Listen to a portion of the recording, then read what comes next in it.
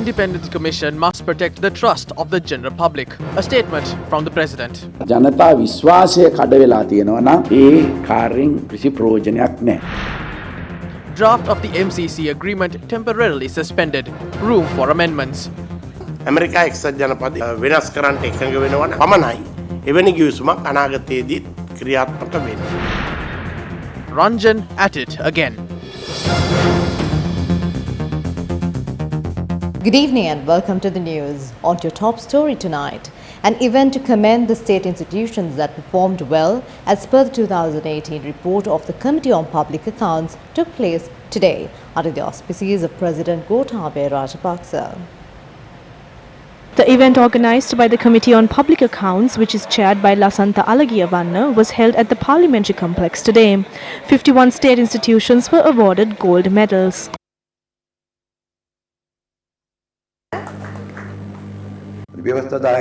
All decisions taken by the Constitutional Council since 2015 until last week, including the appointment of appeal court judges, were made in a unanimous manner. There are no policy-related issues with Prime Minister Mahinda Rajapaksa.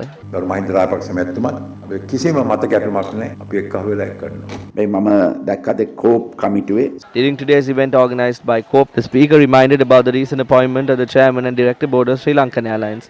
I am proud to state that this director board, which comprises experienced and knowledgeable officials, does not enjoy any perks or privileges. However, when this director board came before parliamentary committee and was questioned on previous matters, I saw that they were criticised on television. When I saw that, I feared that the chairman might resign. I called and told him not to lose courage and to move forward with confidence. We should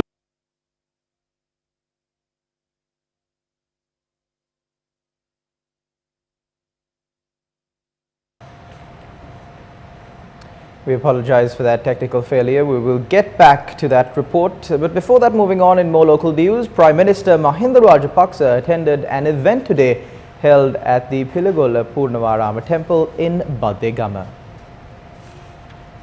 The Prime Minister arrived at the Pilagoda Purvarama temple today to hand over the epistle for the position of the Judicial Sanganayaka to Chief Incumbent Venerable Sumedha Thera.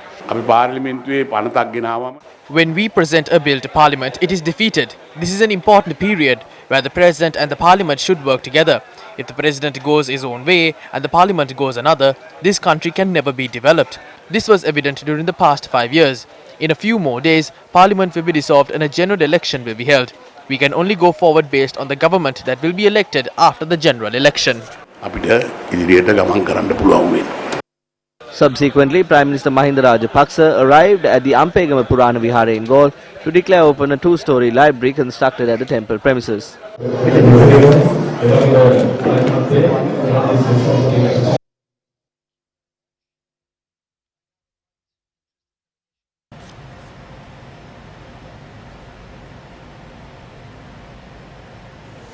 The Cabinet of Ministers has decided to suspend the signing of the Millennium Challenge Cooperation Agreement after considering the recommendations made by the committee appointed to review the compact. The interim report of the committee recommends that if the MCC does not agree to carry out the changes, the compact should be rejected.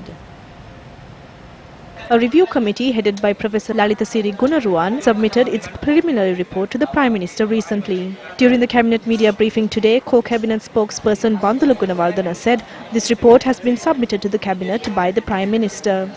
MCC givisuma. The interim report of the committee appointed to look into the MCC compact has been presented to the Cabinet by the Prime Minister. As per the report, the committee has focused on a few points. The first point is that the fact was to be signed without maintaining proper transparency. This compact includes clauses and provisions which may be inconsistent with the Constitution of Sri Lanka and the legal system of the country, and conditions which could potentially affect national objectives, sovereignty and national security. Citing these reasons, the government led by President Gotabaya Rajapaksa and Prime Minister Mahinda Rajapaksa has decided to suspend the signing of the MCC. However, the government is prepared to negotiate in this regard if Sri Lanka is to receive this grant without having to agree to such harmful conditions in the compact. This was not a compact that was prepared by the US government. This was an agreement prepared by the UNP-led government. The MCC compact does not require us to pay any interest. It is a grant. Such an agreement will only be signed if the US government agrees to amend the MCC. so that this agreement would benefit our country and would not pose a threat to our country's sovereignty or national security. We will give the public the opportunity to present their concerns in this regard, and the agreement would be presented in Parliament. This agreement would only be signed if it is passed in Parliament. What does this mean? Why does the Parliament have to grant approval to sign the MCC agreement? If 6.9 million people of this country have opposed the pact, then there is no need to obtain parliamentary approval. They are attempting to secretly sign the agreement by tabling it before Parliament in the face of the huge debt of the country. Isn't this an attempt to deceive the people? The Porto should reveal as to whether they hoodwinked the people to obtain votes by opposing the MCC agreement, citing that it could cause harm to the country.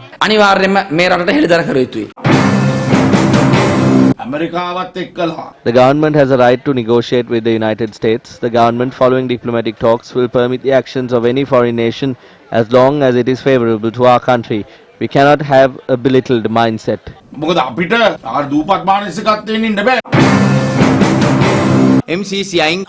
The MCC won't be signed, however, the government will stay with the US. This is a temporary game. I challenge the leaders of this country to come forward and announce these decisions instead of making such announcements through ministers. If possible, declare that the MCC will not be signed under any circumstance. MCC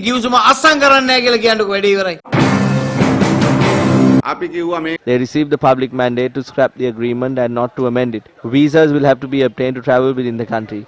We do not know whether Sri Lankan or US visas would be issued. Now they are saying that the agreement would be revised and that public opinion would be sought regarding certain clauses before putting it before Parliament. There is no point of seeking public opinion again. The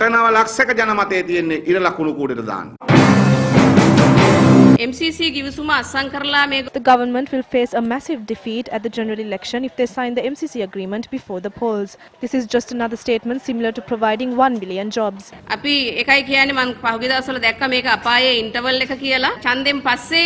Their true faces would be revealed. The MCC agreement might be signed after the election. Matters pertaining to the Millennium Challenge Corporation Compact, or the MCC as we know it, is now being discussed widely in the political arena. Newsfirst has been reporting on this matter for a long time. We have been reporting the contents, the details, the facts and the figures pertaining to the Millennium Challenge Corporation Compact for a very long time, even before it became a political hot topic. During the presidential election, last year's presidential election, whether the main candidates, whether the main political parties will support the MCC or whether they will oppose the MCC was also a deciding factor when it comes to the presidential election and the final outcome. Now, we don't have to go that far. Let's first listen to what the government spokesperson, State Minister Keheliya Rambukwalla, had to say yesterday regarding the Millennium Challenge Corporation.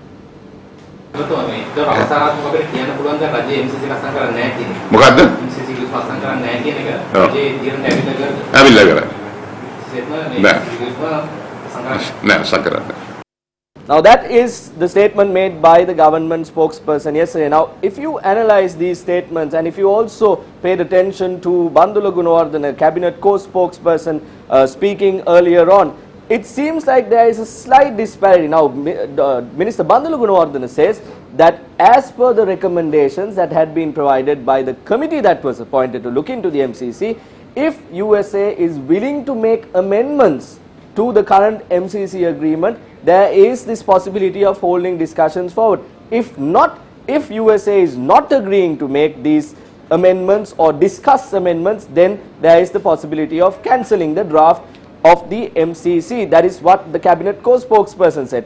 What Keheliya Rambukwalla, State Minister, said yesterday was that there is in no way that they will sign the MCC agreement. Now, when you analyze the situation surrounding the Millennium Challenge Corporation Compact, almost everyone has been talking about it, and almost everyone, especially the people who are in power now ahead of the presidential election last year, spoke about this widely. And even the Mahanayaka Theras very clearly asked all the relevant leaders of the political sphere to refrain from carrying out activities that are harmful to the sovereignty and the independence of our nation. The Mahanayaka Theras, in fact, had a discussion with the American ambassador in Sri Lanka regarding the Millennium Challenge Corporation Compact as well. what will happen is the main question that has to be raised at this moment. Now you have to understand, we all remember that there was some certain sense of secrecy with the former government when it came to the Millennium Challenge Corporation. There was a sort of opaqueness, a lack of transparency when it comes to how the MCC took place, how the discussions took place. This was not open to the public. Now we have received information, certain information has come out that on these two particular dates, July 26th of 2017 and June 18th of 2018, preliminary agreements had been reached with regard to the MCC to grant 10 million US dollars for the preliminary matters pertaining to the Millennium Challenge Corporation in Sri Lanka. Of course, this happened under the Prime Ministership of Ranil Wickremesinghe and the former government that was in power. The two dates are 26 July 2017 and 18th June 2018. We have a challenge to the former government and the people responsible.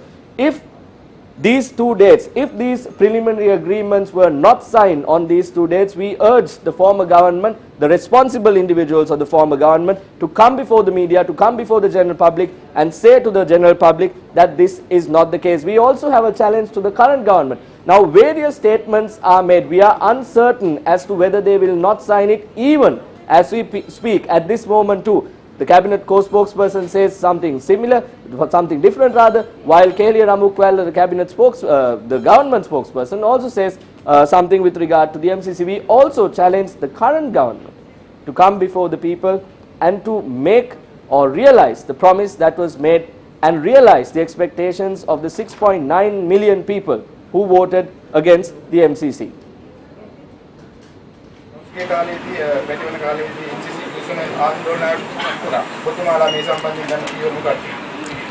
Millennium Challenge Corporation කිවිසුම අපේ ආණ්ඩුවක් යටතේ අත්සන් කරන්න කිසිසේත්ම බලාපොරොත්තු වෙන්නේ නැහැ. ඒ නිසා මේ ප්‍රශ්නේ අපි ජය අරගෙන තියෙනවා. 1,200 employees at the Railways Department employed on casual and contract basis were awarded permanent appointments today. An event organised for this purpose was held at the Maradana railway station. It was attended by Minister Mahinda Amaraveera and State Minister C.B. Ratnayaka. My friend, State Minister C.B. Ratnayaka, we have received the cabinet approval to build a new power plant. We could not do this during the past 5 years. I wish to congratulate all of you who will receive permanent employment today. There will be no more strikes. When I was the Minister of Fisheries, I had to deal with difficult people. However, none of them carried out strike actions. They did not go onto the streets. President Gotabaya Rajapaksa and Prime Minister Mahinda Rajapaksa will not be able to develop the country if you do not provide your support. The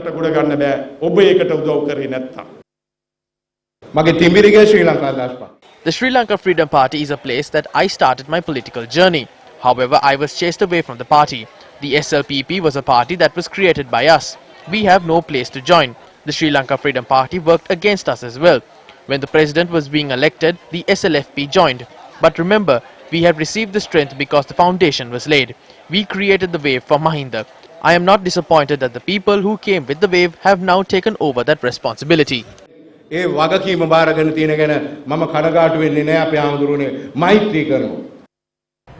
Let's now take a look back at the views expressed by His Excellency President Gotabaya Rajapaksa at the event organized to commend state institutions that performed well as per the 2018 report compiled by the Committee on Public Accounts. මම දැක්කද COPE කමිටුවේ During today's event organized by COPE, the speaker reminded about the recent appointment of the chairman and director board of Sri Lankan Airlines. I am proud to state that this director board, which comprises experienced and knowledgeable officials, does not enjoy any perks or privileges. However, when this director board came before parliamentary committee and was questioned on previous matters, I saw that they were criticized on television. When I saw that, I feared that the chairman might resign. I called and told him not to lose courage and to move forward with confidence. We should be very careful when carrying out these investigations and initiating action. At the same time, as the speaker commented on the Constitutional Council, it would be best if everyone works for the benefit of the country, irrespective of any political differences. At the same time, independent commissions too should be allowed to function independently. For example, it is regrettable that although the National Election Commission is considered independent, a commission member wrote and commented in a biased manner during the last election. If such a situation exists, This shows that there is no freedom and independent institutions. Then the people too would lose faith in them. There is no point of doing anything if the faith of the public is lost. The Speaker underlined the importance of studying the reports of committees. I am analyzing several reports. However, unfortunately, I have been made to allocate more time towards the protests which are taking place. I feel that ministry secretaries must take appropriate action with regard to the protests concerning their ministries. Otherwise, I have to allocate more time with regard to the protests when they are held opposite the presidential secretariat. As a president, I feel it is important to draw focus on implementing the national policy and to improve the efficiency of the state apparatus.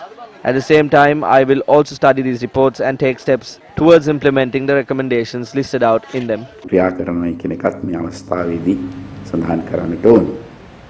There was public opposition against parliamentarian Karu Panavitana, who attended an event in Panamura, Ambilipitiya.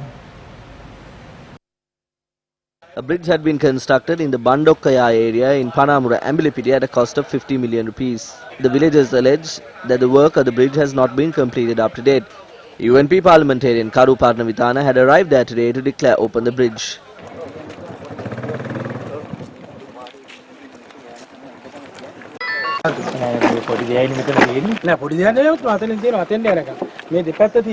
ඒවා හදන්න නැතුව සල්ලි දෙන්නේ ඒක නේද දැන් මේක මෙහෙම කළාට පස්සේ මේගොල්ලන් මේක ඉවරයි කියලා යනවා නෑ නෑ මේ ඇග්‍රීමන්ට් එක ඉවරයි දැන් මේ හරි මොකද ඉතින් අවුරුදු ගානක් දැන් මේ හිටිය පාසල හරි බලන්නකො මේකට වෙන්නේ මොකද්ද කියලා මේක නවතින්නේ අතරම ඒ කරදරෙන්න එපා ඔතම බය වෙන්න තිබුණු පාර්ලිමේන්තුවට ගමන් ඔව් විවෘත කළා දැන් අන්න ඒකද දැන් ඉතින් වැඩේ කෙරිලා විවෘත කළා දැන් ඉතින් හරි ඔව් ඒක කෙරිලා තියෙනවා විවෘත කරන්නේ මොකද අපි දාව පාලන්නේ මේක මහින්ද මාත්‍යා පාලන දාසෙන් පාස් වෙච්ච පාලම මේක මේ ගමේ මිනිස්සු තමයි ලියුම් ඉවර තිබුණා ඒගොල්ලෝ දෙගොල්ලෝ රණ්ඩු වෙන්න ඕනේ නෑනේ මම මේකෙන් දේශපාලන වාසි ගන්න නෑ නෑ සර්ට ගොඩක් ස්තුතියි මේක ඉන්න වටේ දෙන්නේ තුන් දෙනෙක් ඉන්න මේ ඕනෝට වෙන්නේ මේකේ ප්‍රයෝජනය UMP කාර්යෝ පෝට්ටු කාර්යෝ JVP කාර්යෝ කියලා නෑ හැමෝටම මේක අත්පත් වෙනවා පාලම වැඩ ඉවර කරලා තියෙන මේ පස්සේ තමයි හරි මේක බලන්න අරින්නකො ඉතින් මේ මේගොල්ලන්ට බලන්න කියන්නකො ඒක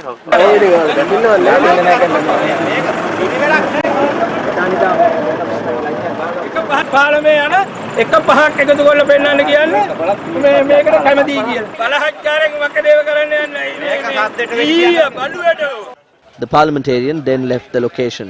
After the parliamentarian left, the protesters expressed their objection towards the Ambilipitiya Pradesh Sabha member.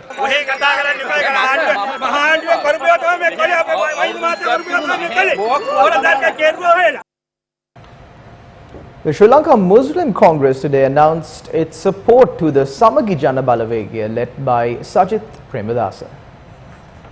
During the media briefing held with the opposition leader at the parliamentary complex today, MP Rauf Hakim explained his party's decision. As a party that represents the Muslim community in Sri Lanka, we extend our support to the Samagi Jana Balawegya and we will join the alliance by signing an agreement. This is an alliance formed to strengthen the unity among Sri Lankans. It is a separate political party that has been accepted by the election commissioner. It's a strong force that will be a challenge to the present government. Sri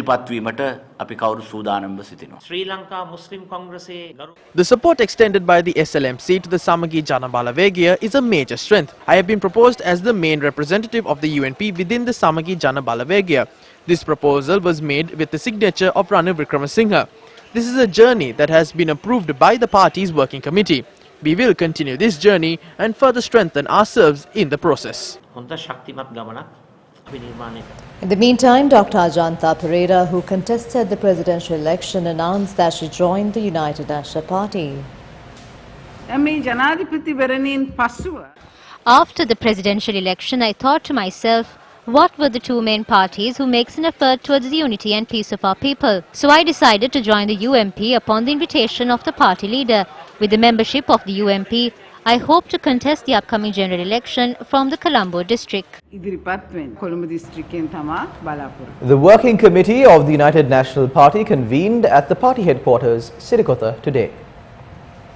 The working committee meeting was headed by party leader Ranil Wickremesinghe. Members of the working committee and opposition leader Sajith Premadasa attended the meeting. Upon conclusion of the working committee meeting, the General Secretary of the UNP, Akila Viraj Kariwasam, said that there was no final decision regarding the symbol under which the alliance will contest. There will be another meeting of the UMP Working Committee on Sunday to reach a final decision.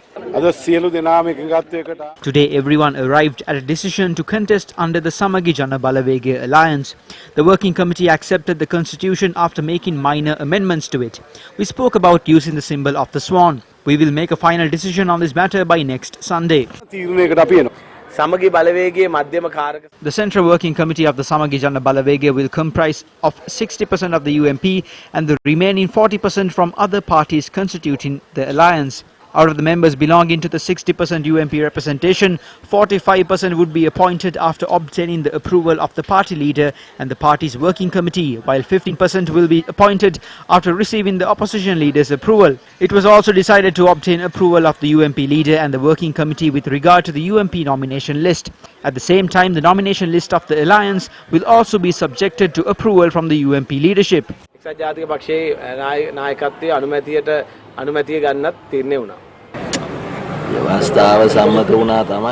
The constitution was passed. However, there are several other things which need to be done. I am deeply worried if the alliance is to be launched on Monday. These things are constantly being delayed. Shouldn't the party leadership realize this? The Sri Lanka Podujana Peramuna held a media briefing at the party headquarters today.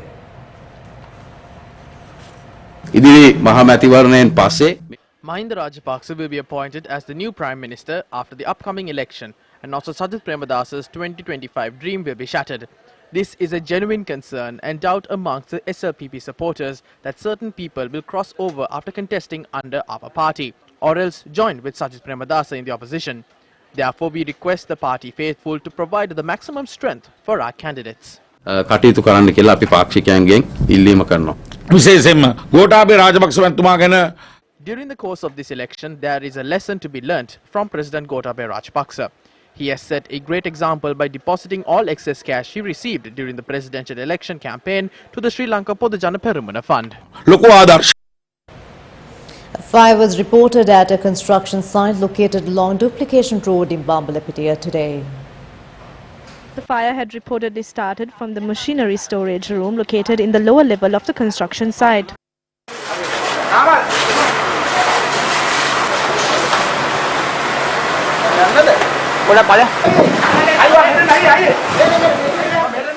The Colombo Fire Brigade said it had dispatched 5 fire trucks to douse the fire.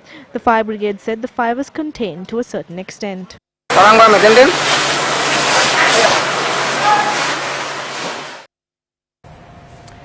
A parliamentarian Ranjan Ramanayake, who was released on bail this week and had been making the rounds on media and other platforms due to leaked audio tapes, was on Newsline right here at News First. Of course, you can log on to www.newsfirst.lk and watch the entire interview on Newsline with parliamentarian Ranjan Ramanayake. You can also view this on our Facebook page, www.facebook.com/newsfirst.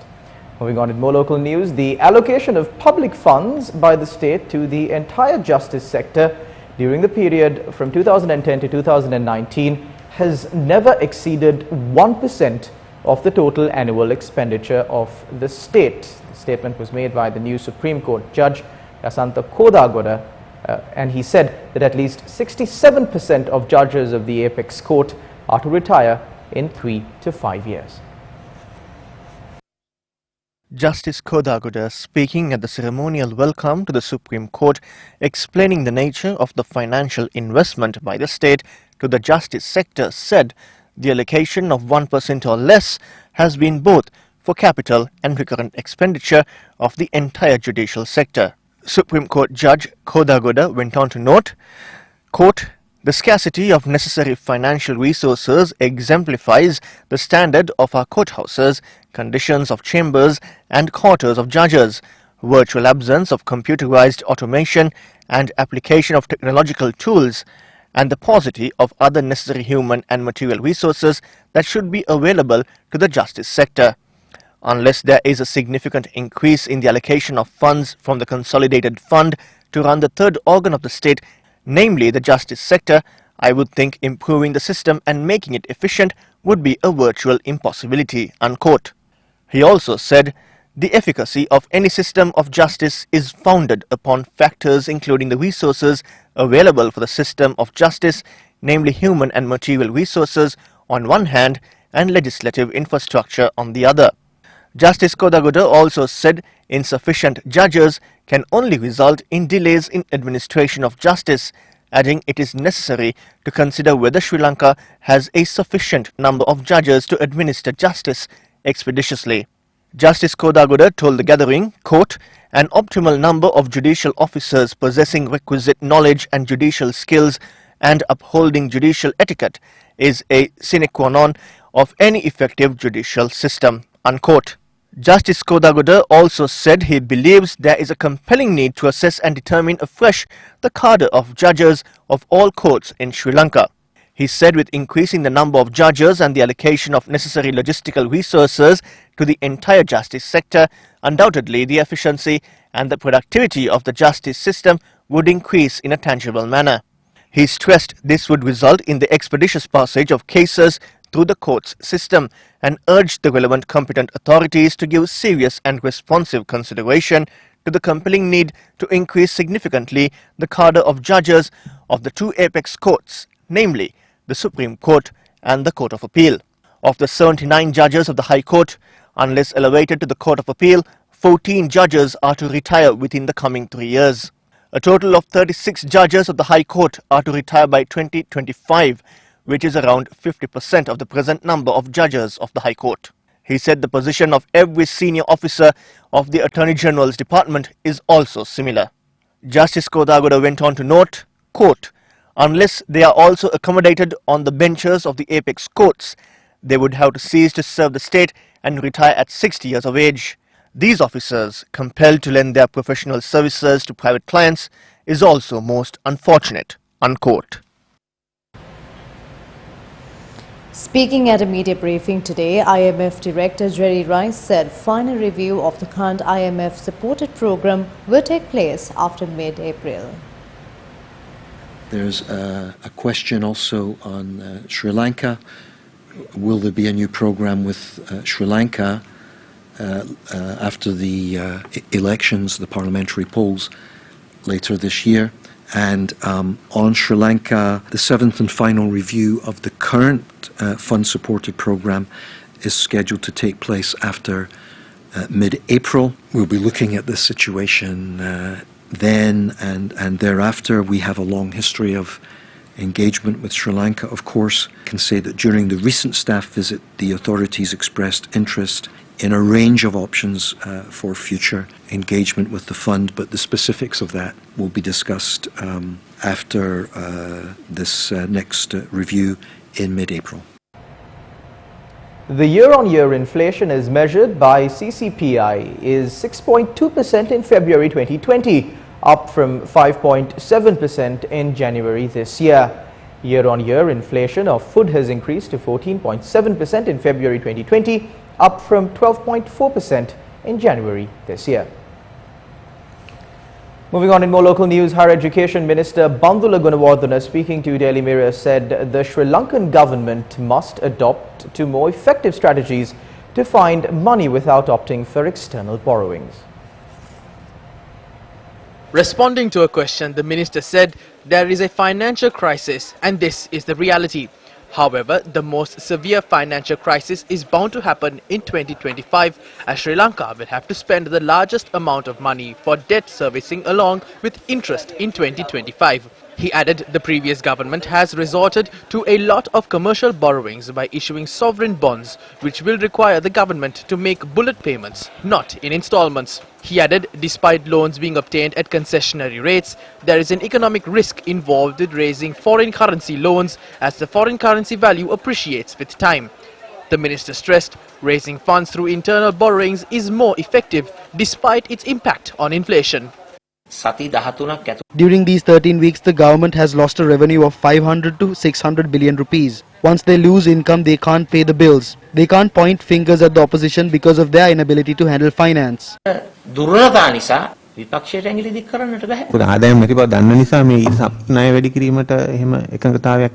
ඇති කරන්න උත්සාහයක් කරාද අඩුම ගානේ ඒ වියදම් වලට සමානුපාතිකව නේ අපි කියන්නේ ඒ අලුත් සංවර්ධන යෝජනා What we are saying is that the existing development projects should be funded through existing government income. A country cannot go forward by losing 500 to 600 billion rupees in government income.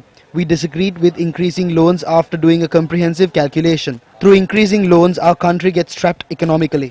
රට ආර්ථික මර උගුලක පඹ ගාලක පැටලෙනවා.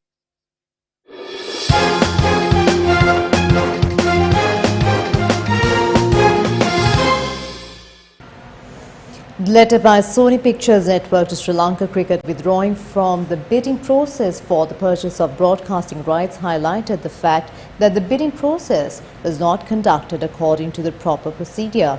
Shalan Benedict is standing by at the Newsfirst News Centre to give you a comprehensive update on this report.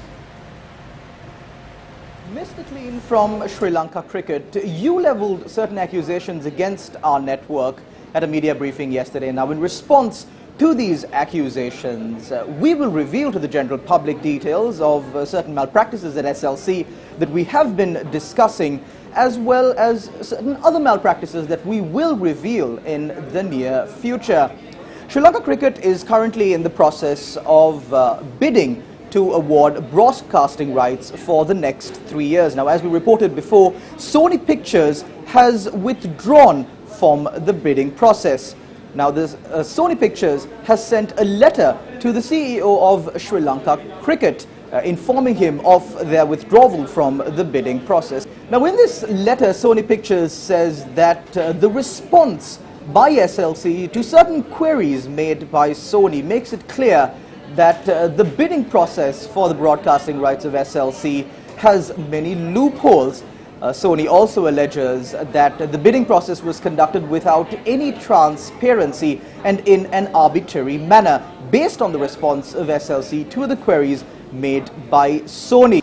Now, further, the letter adds that Sri Lanka Cricket had selectively invited potential bidders on the 21st of February 2020 for the opening of the bids. However, Sony highlights the fact that no such invitation was extended to Sony Pictures, and in doing so, Sony highlights the fact or the opaqueness of the bidding process for broadcasting rights of Sri Lanka Cricket. Sony further goes on to note that this is a complete deviation from the practices of international broadcasters when it comes to awarding of broadcasting rights. Now, the letter notes that the exclusion of the redistribution of linear feeds of sports channels on the OTT media platform, together with the complete exclusion of the territory of Sri Lanka from the award of rights, knowing fully that the Indian feeds of sports channels get distributed in Sri Lanka, is perplexing.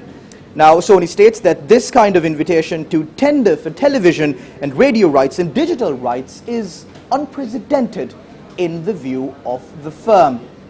In this letter, Sony concludes stating that the apparent conclusion is that the bidding process for broadcasting rights in SLC is designed to ensure that potential sports broadcasters such as Sony find it commercially unviable to participate in the bidding process. Now, the letter goes on to note that after having worked tirelessly to help Sri Lanka Cricket grow in popularity of the sport and help groom local talent in Sri Lanka over many years, Sony finds it utterly disappointing that Sri Lanka Cricket has grossly failed to address genuine concerns brought to its attention repeatedly.